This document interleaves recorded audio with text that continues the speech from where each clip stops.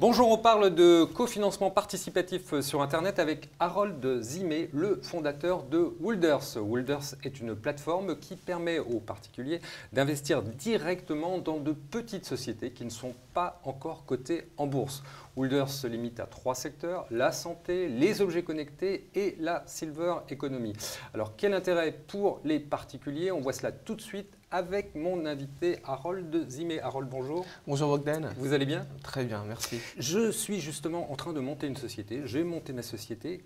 Comment puis-je faire pour accéder à votre site internet? Et simplement, vous allez sur Woolders, vous déposez votre dossier donc en quelques clics, vous renseignez quelques champs qui ont été et quelques questions qui ont été demandées. Ah, il n'y a pas de dossier à fournir en tant que tel. On remplit.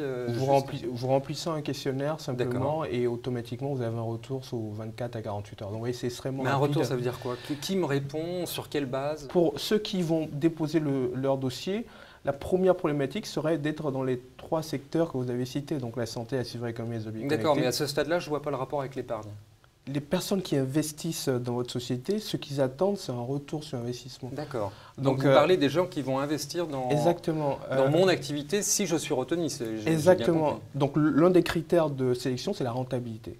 Donc pour que ce soit rentable et que votre campagne de co-funding soit plébiscitée, il faut simplement que votre... Mais comment vous pouvez le savoir? Là, je viens juste de monter une activité. Comment est-ce que vous pouvez savoir que ça va être rentable? Mais déjà, si vous venez juste de monter votre activité, vous n'êtes pas une cible de Woolders. On est plutôt concentré sur des sociétés qui sont en post-amorçage, donc après la création, avec quelques métriques en fait, c'est-à-dire qu'ils ont déjà prouvé un début de chiffre d'affaires. Vous n'êtes pas amené à avoir 200 000 euros, 1 million d'euros de chiffre d'affaires, au moins. Donc les gens qui vont investir investissent déjà dans des petites sociétés qui peuvent déjà publier un chiffre d'affaires, c'est bien cela? Oui, quel que soit le montant finalement, c'est sur une société qui a développé une innovation, qui a rencontré son public et qui répond aux besoins des Français, voilà, avec une rentabilité estimée. Donc, après, dans nos critères de sélection, comme vous le disiez, donc effectivement, il y a les secteurs d'activité, il y a la rentabilité, on espère avoir 150% de plus-value pour les épargnants au bout de 5 ans, mais également, il y a un point important, c'est de voir la scalabilité, donc la possibilité de la société à se déployer très rapidement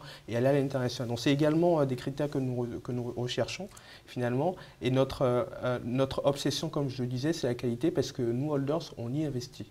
Très bien. On y investit avec des particuliers. Alors justement, quelles sont les garanties pour le particulier qui va...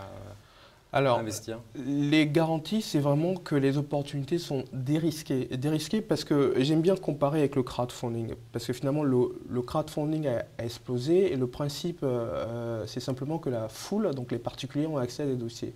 Mais le risque, en fait, c'est que finalement, ils portent seuls ce risque-là. Alors, le co-funding a ceci de génial que le risque, il n'y en a plus ou très peu, et plutôt l'opportunité est partagée entre des professionnels de l'investissement qui sont des fonds, des asset managers, etc. Donc ça, c'est la différence entre crowdfunding et co-funding. Exactement. C'est-à-dire, d'un côté, c'est les particuliers tout seuls, le co-funding, c'est vous également, vous investissez. Exactement. Et je vais vous donner un exemple extrêmement simple.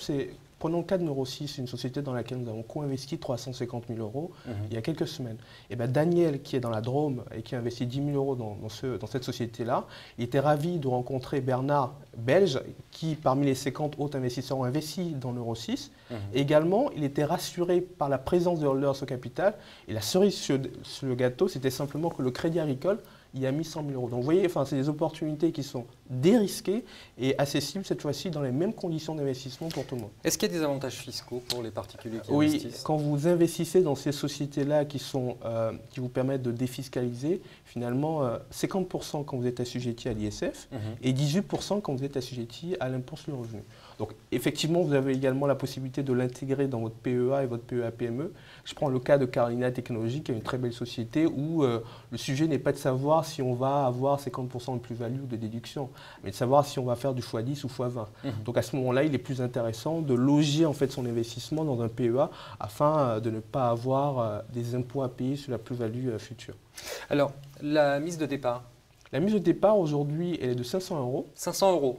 Donc avec 500 euros, je peux investir dans n'importe quelle société que vous avez retenue sur votre site. Exactement. C'est assez génial parce qu'aujourd'hui, vous êtes capable d'être business angel simplement à partir de 500 euros. Alors que jusqu'à présent, pour être business angel, il fallait investir plusieurs dizaines de milliers d'euros. D'accord.